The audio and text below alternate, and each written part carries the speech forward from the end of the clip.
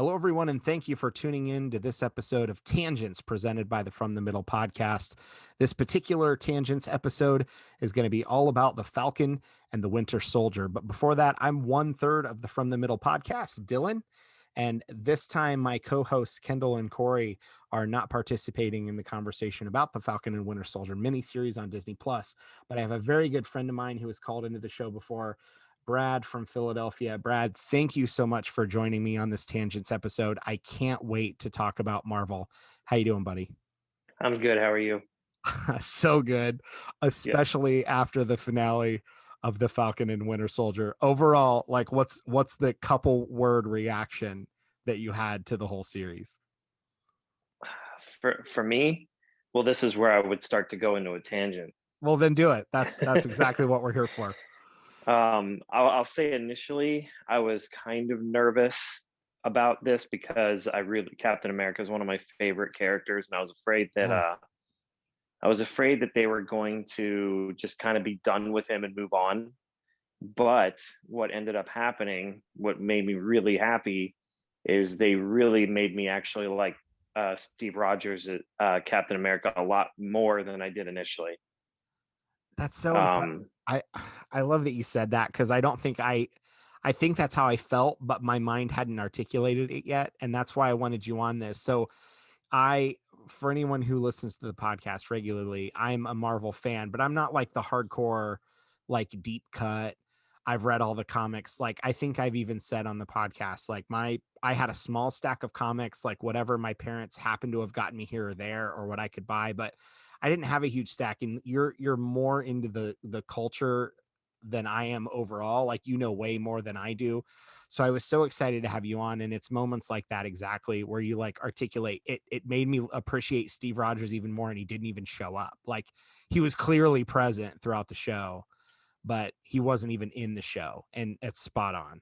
I freaking love it. yeah, well, what got me was they really confirmed that.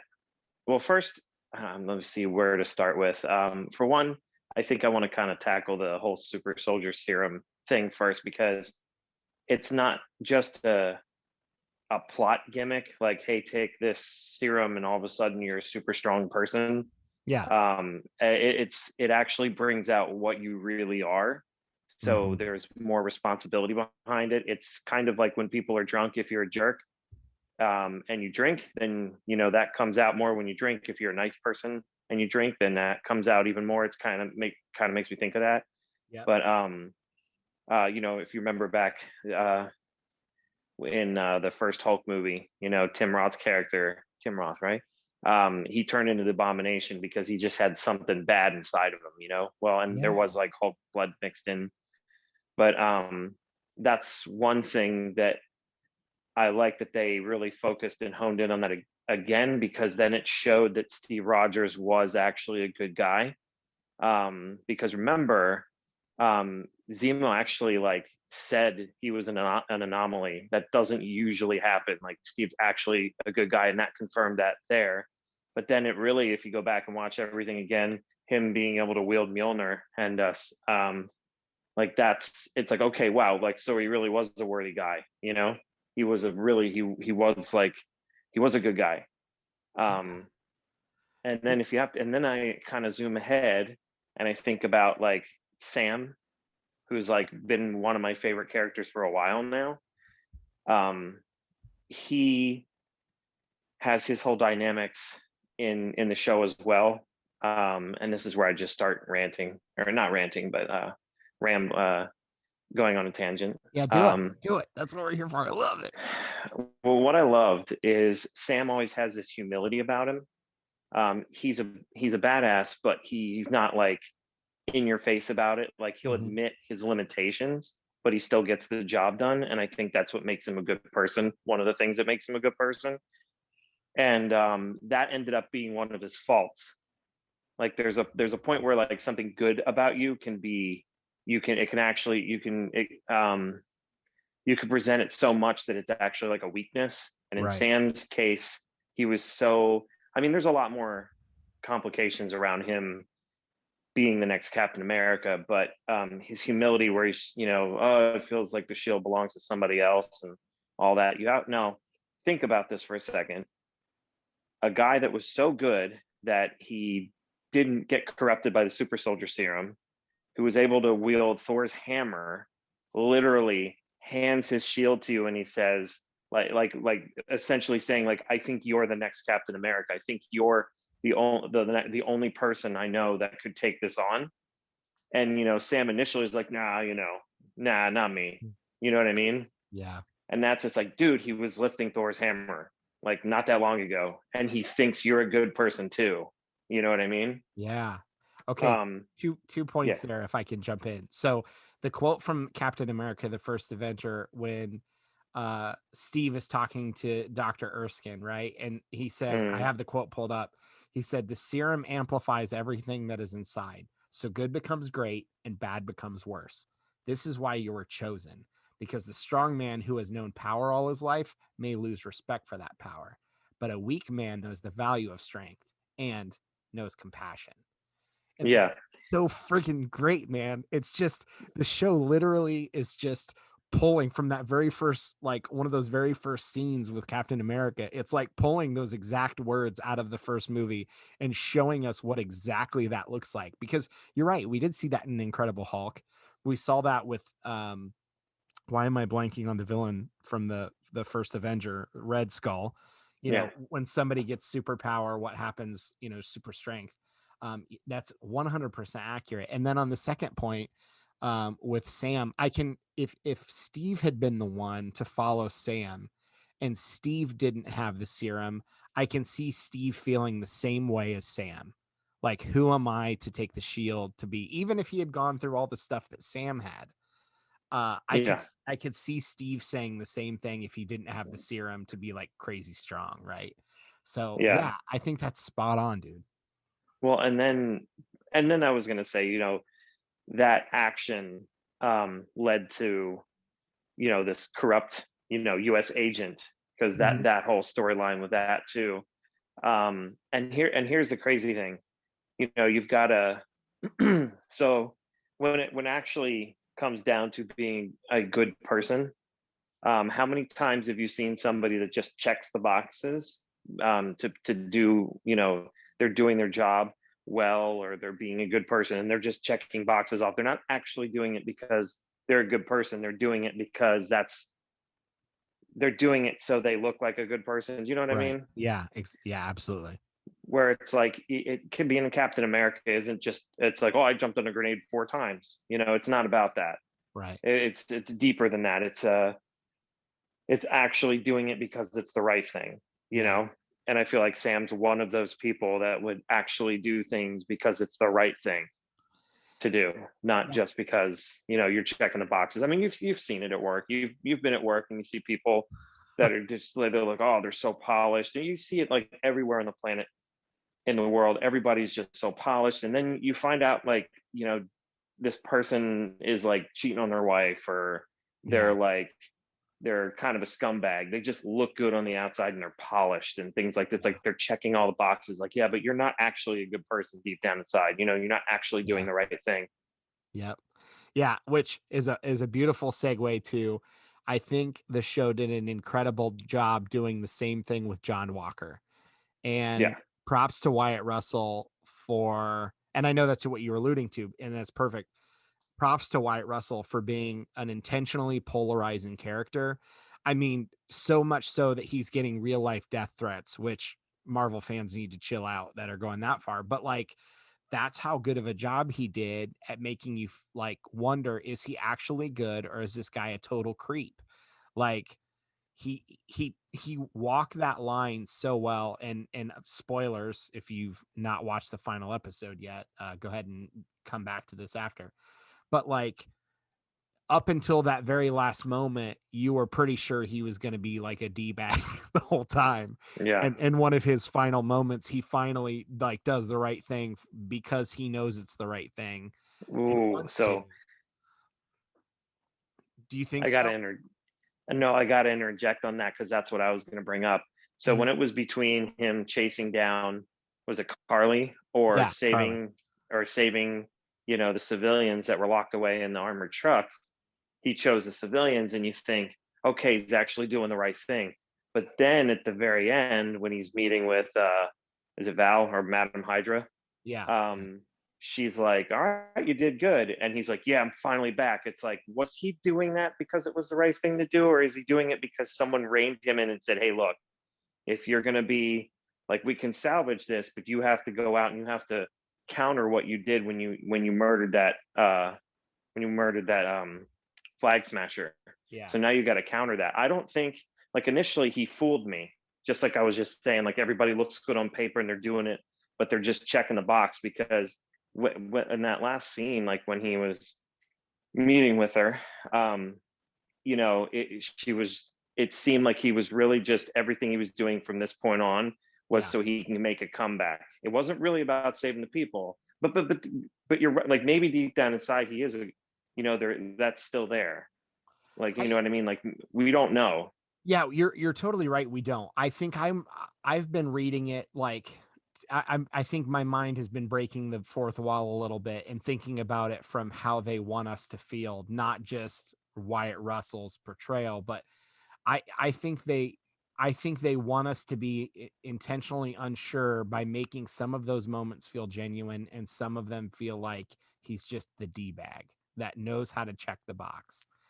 And I felt like they were trying to make that moment legitimate. Like he can still make legitimately good decisions in spite of what happened in episodes 4 and 5, where he's making a lot of bad ones. Um, I do feel like he was legitimately making the right one. But the great thing is that ambiguity, which people generally don't like ambiguity. They want things to be good or bad, right or wrong, black or white, not gray. I think they did a good job at making him a little more ambiguous. So as US agent, I think he'll be much more intriguing as a character whenever we watch his story continue. Um, Yeah, speaking of ambiguous, the only thing I didn't like about the series was just the one part where they really, like, kind of focus in on him picking up the super soldier serum and putting it in his pocket. yeah, Like, they focus in on that, right. and then just later he just took it. So you're just like, I was really confused at that. Like, I was like, if you're gonna pull a Chekhov's gun and you're gonna, like, focus in and say, oh, this is very important, look what he's doing, but then, like, you never really show like that. That's the only, and that's probably just a personal thing. They Right. never showed him taking it. I mean, obviously he, like, wiped the floor with people later and he was stronger.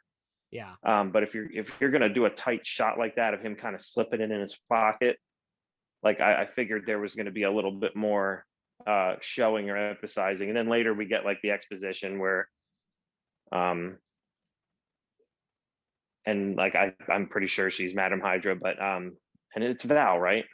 Val. Yeah. Yeah. Played by Where she said, oh, Julia Louise Dreyfus. yeah, where she's like, I know you took the serum. It's like, okay, there we go. There's your confirmation. Yeah. Thanks. That was Exactly. my only issue. So, and I have to jump back too, because I don't want to gloss over uh, when talking about being worthy. So, episode 2, Bucky and Sam are in therapy together, and Hmm. that was an incredible scene.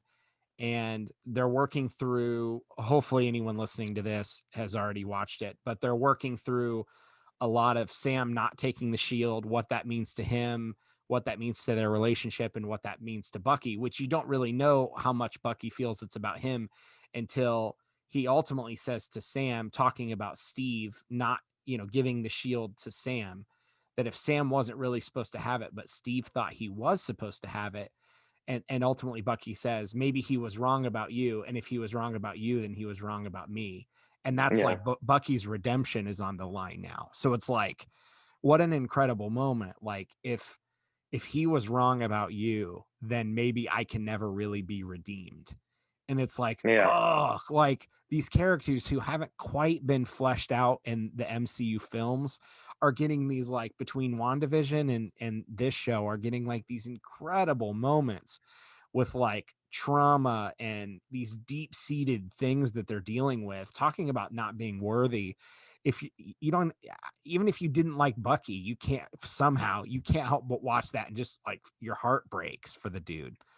um Yeah. Gosh, it was so good. What were you thinking when you watched that scene? I thought back to when Tony Stark asked him, "Do you even remember her? Like, do you even remember her face or some, whatever the line is?" And Bucky's like, "I remember all of them." I think it was Oh, just, yeah, like that's immediately what I thought of. It's just like he's thinking, it's like that's horrible, dude. It's like he remembers every single person he's killed. Like it's yes. in his head. He just could not stop himself because he was conditioned. Yeah, and even after, like, going to Wakanda and then it's like they could only help him so far. And at the end of the day, what a perfect pairing for Sam, because for anybody that might have forgotten, it was a little in passing in the movies. Sam was like a counselor for all kinds of armed service members. And Yeah, like, Steve went to one of the meetings and they talked about it. Like, what a perfect pairing for Bucky, who's dealing with all the trauma. And then you see that kind of shine later in the 6 episode miniseries. Like, Sam's working through those, helping him work through those issues, like back in the zone. It was something he was already awesome at doing.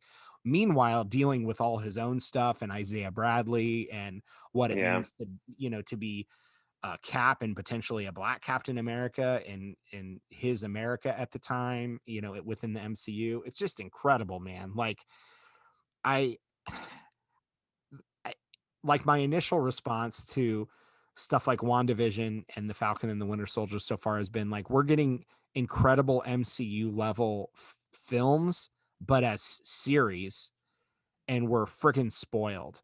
And like, this stuff could easily have been made into a movie and would have been within the MCU, maybe not the best films, but these would have easily beat out most other things that people are watching casually for like the popcorn blockbuster movies and dealing with like legitimate human stuff, right? Yeah. I've been blown away, and that's kind of my quick recap for the series. Like, Well, 6 episodes and 8 of WandaVision, and I'm blown away with what we're seeing play out on quote television at this point. what's making me happy about all this is we had a decade of all these movies, Yeah. some 20 some movies all leading up to, like, the big finale. And you could take it just as like my mom's kind of like about the March. She only wants to watch. She loves Deadpool. She's not that big All right. about, of That's all the fine things, too. she loves Deadpool. And I Yeah. love Deadpool. But she's like, I was explaining just like how important these movies are and how awesome they are and like how they're all connecting together. And she's like, "Oh yeah, maybe I'll go and watch them." And I've organize them in a note, but like chronologically, like the phases and everything, and which order to watch them in case some coworkers somehow mess that up. And I I'll love it. just, educate them. But what I love about this is they have all of this leading up to a big finale, and we're like, yeah, 60-minute long fight scene at the end of Endgame, and this is great and everything. But what happens after the dust settles? You know, Mhm. like, oh, look at that. Hulk brought everybody back, and Tony Stark sacrificed himself. We're all good. But like the world has changed now. Right. There's the big three. And yeah, everybody's now seen aliens and androids and wizards. Wizards. So it's like everything's changed. And like, what about all the people? Like, it's not like bringing everybody back just magically fixed everything. Yeah, it did. It, like, you saved, half of the entire universe. Right. But things changed because it was 5 years later, and the Yeah. dust is settling and everything's not so great. And there's permanent changes to this universe, and we're watching some of the characters deal with it. Yeah. Like all those little moments where Sam and Bucky have, and I love those little scenes. They're like some of my favorite scenes where they're Oh, just kind of like working on the boat and like, around like Sam's family and everything. It's like, that in the back, it feels to me like, and I'm just projecting here and probably just making this crap up, but I like to think that like they're doing their best to be normal right now because they know there's just another fight on the way. And we all know that the dust isn't completely settled. There's something else going to come, and they're trying to be as normal as they can, um, before the S hits the fan again, if you yeah. know what I mean. Well, I think that's right. And so I also, that's the kind of the lens that I viewed um Carly Morgenthal's character played by Erin Kellyman. That's kind of how I viewed her. Like, in her world, the blip and everyone coming back and what the GRC is doing is life altering. But she's interacting with people who literally dealt with Thanos. So, it's easy. I know some of the internet, the angry internet, peanut gallery is like, oh, the villain fell flat for me.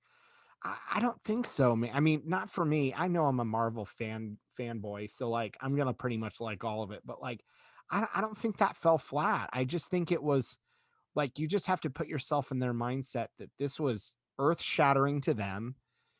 This isn't earth shattering to Sam and Bucky. They will deal with threats as they arise, but this isn't Thanos level. This isn't Loki level. This is just stuff where I think, right at the end of the episode, the final episode, Sam's basically like, we can figure this out. Like, this is talking to the GRC people, to get them to rethink their strategy with how they're dealing with all these people reappearing. Like, this isn't, we can do better. And it I think that's all it needed. Like, that was a great final moment for me. And by the way, just as a sidebar, when Carly's character first showed up, did you immediately think of Enfys Nest from Solo, a Star Wars story? I did, yeah. Yeah, I immediately was like, oh, Enfys Nest, good guy, Star But she Wars. also reminded me of Roxanne from a Goofy movie. So That's great. I love a Goofy movie. I'm so glad I have Disney Plus so I can watch it in HD. Anyway, no, it uh, wasn't on the other streaming services. We were mad for a very long oh time. man. Well, so that's funny that you said that because I always think back to we first started working at Bose and Home Theater, and this is definitely a tangent. We started working at Bose and Home Theater. We were so excited to set up our first really high end surround sound, and I got the DVD for a Goofy movie to watch it and blast the music, and it was like 2.0 audio. It wasn't Oh yeah, even I it remember. wasn't even mixed in surround sound, and I was like, son of a gun. But anyways, yes, it does also kind of look like Roxanne.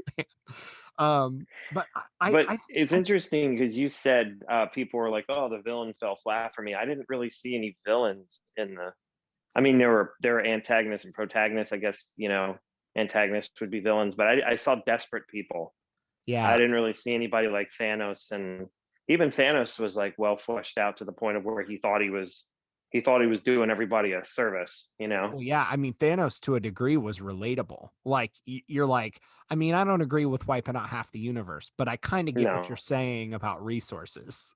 It's like yeah, there's a somewhere in there is a legitimate point that you're making. But yeah, and I agree. And I think Sam says that at the end of the episode to the GRC committee members, like, quit using words like terrorists and this or that or this or that. Like, and that's exactly the point. It's normal people who were desperate. Yes, they had the super serum. Like, yes, they were super to a degree, but like they're normal people. And I totally agree. Even Zemo was helping out, which it was great to see Zemo back. I'm forgetting the name of the character they make out to be kind of the French stereotype. Georges St. Pierre played George Batroc. Is that how you say it, Batroc? I have IMDb pulled up because I knew this was going to be a thing as we talked about it. I yeah, I think I agree. I don't think there's clear villains. This isn't a Thanos and Loki type situation. This was people figuring out the world, and Sam and Bucky are not only figuring out theirs, but they're still involved in the bigger picture. And so, yeah, I think that's a great point. Well, I think it's with superpowers in general and like the super soldier serum because that's really been kind of like a focus for me with this series is when we talk about it bringing out what's inside. I mean, Yeah. that's kind of what happened to Carly. I mean, she's young and inexperienced, so people get hurt along the way. She really doesn't know what she's doing. It's not her fault. Mm-hmm. Like it's desperation and like she's a young person doing stupid things that young people do. You know what I mean? Yeah. Speaking So of desperation, do you feel the same was true for Sharon Carter? Like, did you like yeah, how what they did with her character? Did that feel realistic to you? yeah. I what I would like though is a little bit more. Well, no, I'm not even demanding it. I would say I'm just curious. I want to know what drove her to this point. Mhm. That's what I want to know. Yeah, I'm because not like demanding it. they allude to it a little. So she helps, what do they say? She helps them in one of the Avengers films. She helps the good guys. Yeah, and she got screwed over. She kind of got screwed over, and so she, probably was wanted in the United States and had to leave, and then eventually became the power broker character, Sure. slash villain in this movie. But like I think there's something there, and maybe that's in the form when they show her again. There's been rumors that they've kind of teed her up for Armor Wars, a series Yeah, that'll yeah. be coming down the road. Like, I hope there's some flashbacks and they maybe fill in some gaps there. um I don't think we need to see it, but I'd like to, if that makes sense.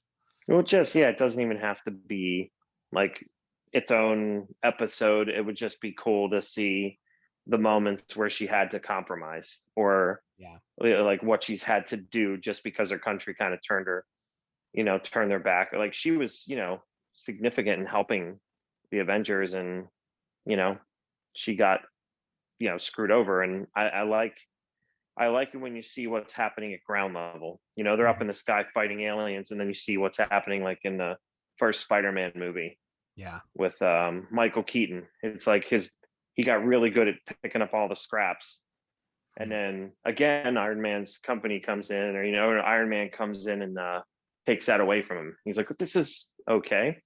It's like, this is how I was making a living, cleaning up after them, and now I can't even do that. So it drove him to desperation, Yeah. That's which is that's cool. another good segue to a question I had. Um, and you can answer this about Falcon and Winter Soldier, but also WandaVision if you like, because we've had two I love series so far. WandaVision. Do you think that Falcon and Winter Soldier also hear WandaVision? Do you think it needs another season? Or are the rumors of Captain America 4 presumably now with Sam as Captain America? Do you think that'll be enough? Or do you feel like they teed up like we need to see more? What are your thoughts?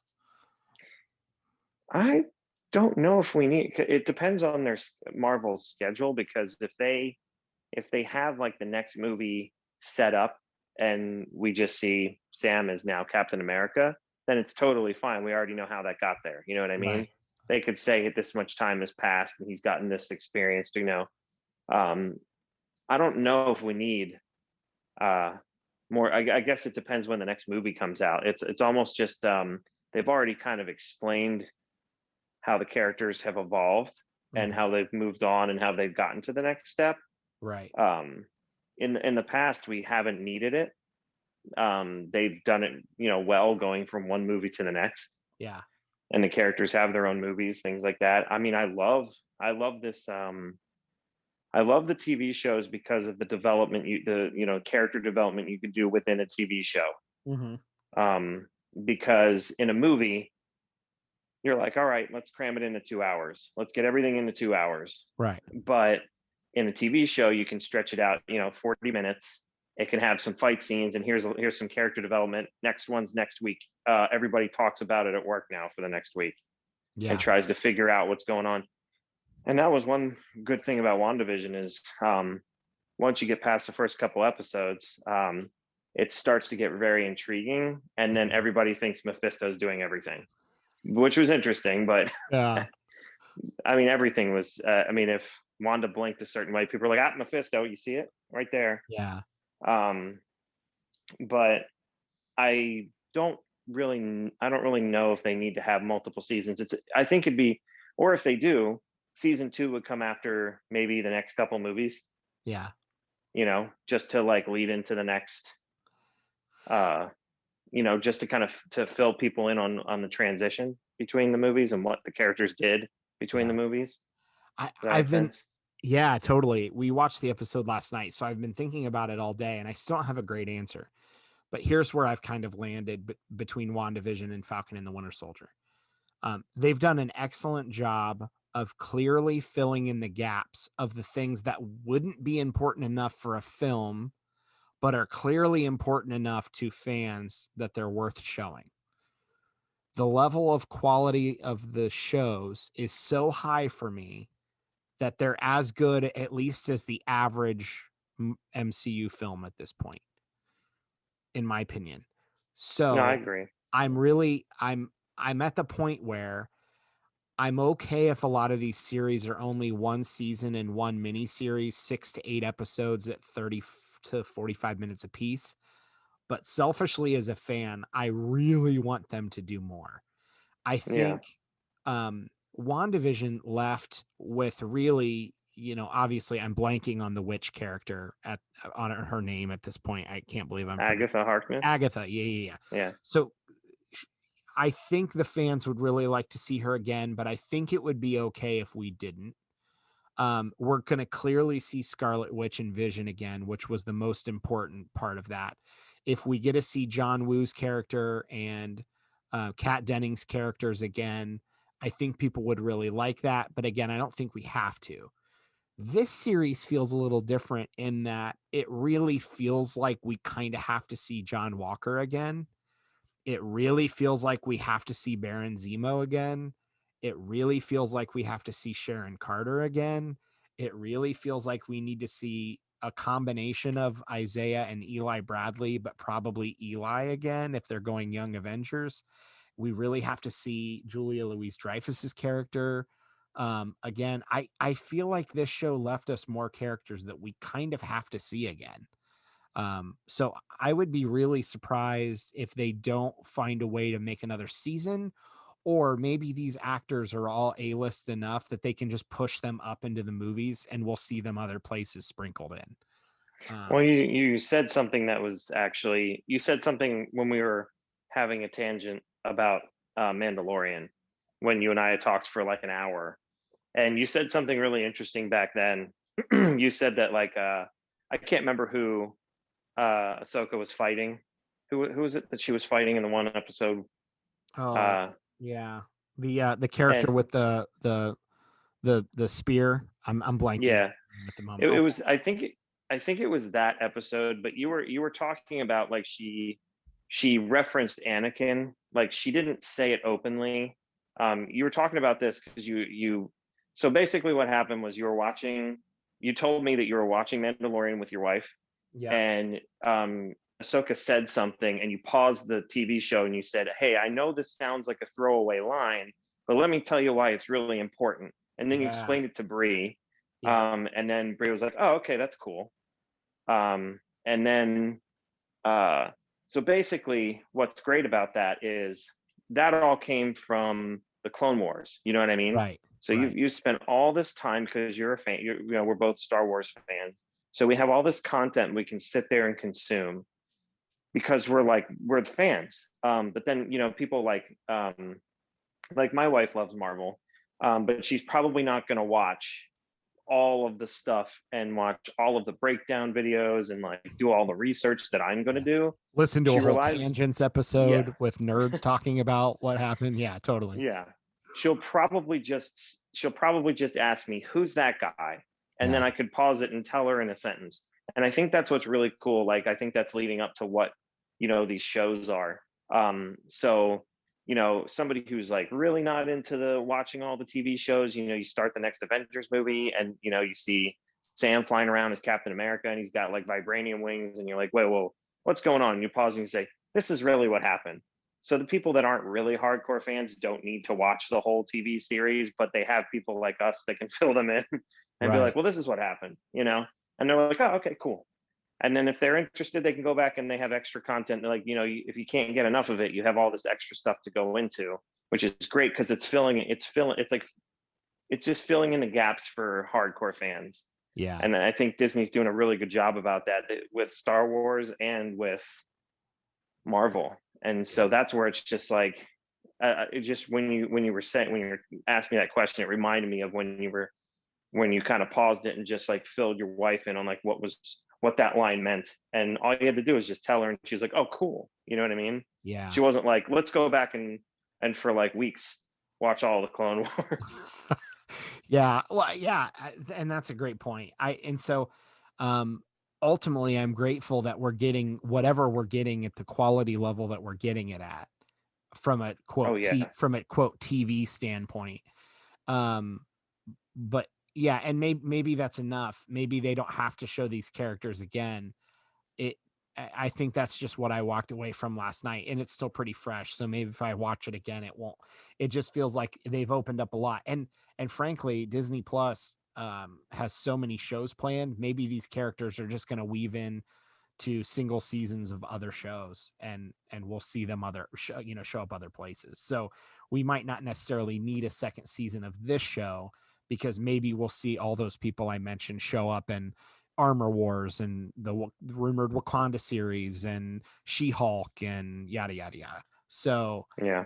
it'll be interesting to see how it plays out with some of these characters. And by the way, speaking of characters showing up again, I love the seemingly throwaway line where somebody's like, "I thought Captain America was on the moon." Did that seem like he Oh, was? Did that seem like somebody who was in the know that's implying that he actually is on the moon, like with Nick that's what Fury or something? that's what I've been hearing. That's what I've been hearing about this. Steve Rogers is watching everything go down from space. I mean, he's old, so he gets a pass for not showing up. But like, I that was such a throwaway line. But I'm like, wait, that guy looks like a government person. Maybe he actually knows. Uh, yeah, I thought that was funny. As a huge Captain America fan, I would obviously love it if Chris Evans shows back up, even as like an old Steve Rogers.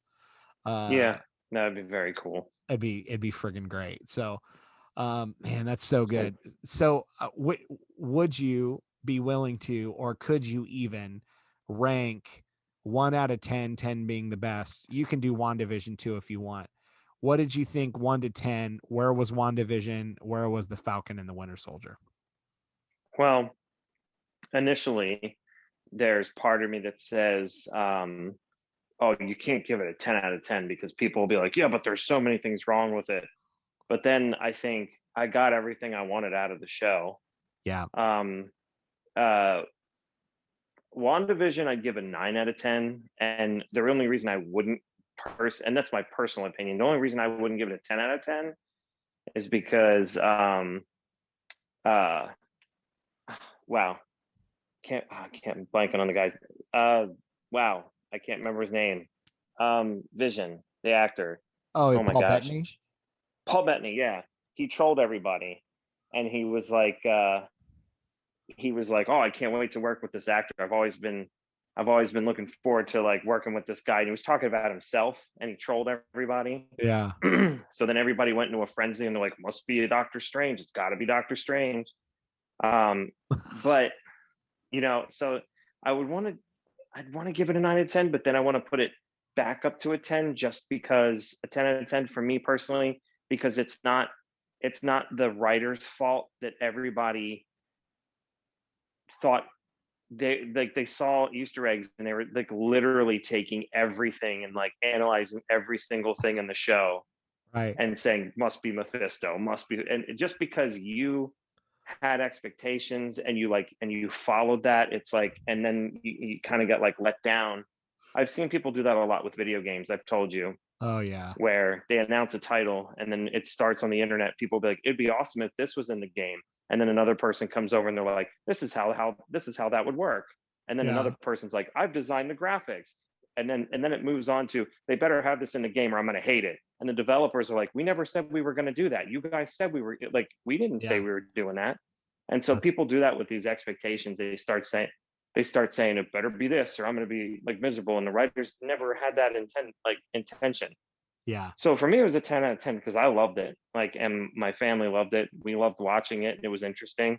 In the very beginning, I will admit, I was like, this is kind of boring in the very like first two episodes, but it was a 10 out of 10 for Falcon and Winter Soldier. Also a 10 out of 10 for me. Like it gave me everything I wanted. Some action and character development. Sam's one of my he's been one of my favorite characters for a while. So That's awesome. Yeah, about the point about people's expectations. I mean, I think people are naive if they don't think people who work at Lucasfilm are not massive fans, and people who work or writers for Marvel aren't massive fans. Like, yes, they might not have read as many comics as somebody on Reddit, but like, I think we're naive to think that these people don't work incredibly hard to get to these companies to prove that they love some or all of these characters and are big fans, but they're still human beings. and they don't know what's in the fans' minds, or it's almost like they have to apologize for literally not meeting the expectations from people's wildest dreams. Like, Yeah. and Well, you that's crazy. Like, you're right. People took these little Easter eggs that were just meant to be like cool, or, oh, look, this little thing we threw in, and just run with it and go nuts. And then it's like, you came up with like, there's real life budgets that come into play with these shows. Like, they can't literally pay, I'm sure they don't have the budget of a full MCU film where they can pay all the Avengers to show up. And I'm sorry, there wasn't Mephisto with every Avenger in WandaVision, right? well, Mephisto might still be involved in it all. We Yeah, don't know. maybe. Yeah, I you're mean, exactly it's right. possible. So Yeah, you're exactly right. I'm not going to rate them because I didn't want to. So I I yeah, love I loved them both, but I wanted to see if I could get you to do it. So, yeah. uh, I would. I just rate him. I got everything. Like, honestly, like, so I was telling my coworkers, I was like, look, like halfway through Falcon and Winter Soldier, I was like, look, as long as he's Captain America at the end, I don't care if he fights the freaking Teletubbies. I don't care what happens. As long as he ends up with the shield and he mhm, finds his own way of earning it, that's all I needed. That's all I wanted from that series.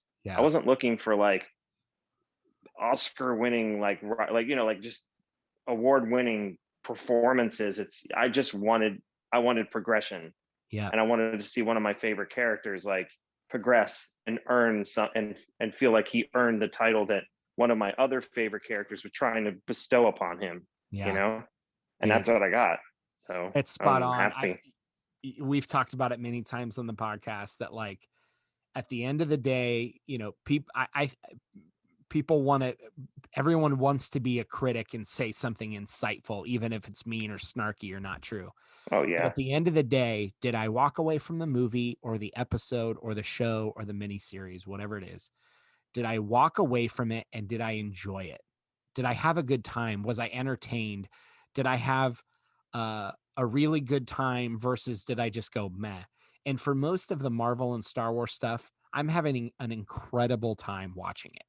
I'm near giddy on my couch. Hmm. Like, like my wife's looking at me going like, I've never seen you like this before. Cause I'm just having so much fun watching this stuff play out. In my wildest dreams as a kid, I felt lucky to be able to catch, we didn't have TV, we didn't have like the guide button with DVR. I felt lucky if I caught X-Men and Spider-Man cartoons, a one-off episode on TV. And now here I am on demand. I can watch Marvel movies and Star Wars movies and TV series that are the same quality as the films anytime I want, with like great acting and effects. Like that first helicopter chase with Falcon and like the first episode Oh yeah. was That was literally great. like a film quality level action sequence. And I just Yeah. feel so freaking spoiled that I can't bring myself to be super critical. There's little things here and there I go, I don't care for that. But like I just walk away from all this stuff going, I friggin' loved it. It was great. Um Well, and so that's yeah, where, even the fights were very awesome. I loved all the fights. They were very good. yeah, Like yeah. I hope the internet can.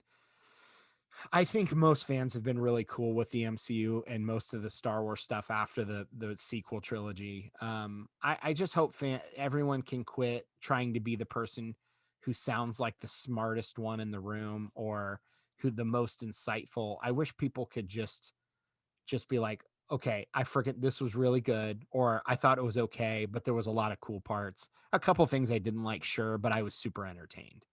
Like, It's okay if some people hate it too, because you get your expectations. yeah, Like yeah, it's a you have your own opinion and you have your own things that you want. You're allowed to want things from entertainment, and if you watch something and it doesn't fulfill what you wanted, I think it's okay for people to say I hated it as trash. That's perfectly fine.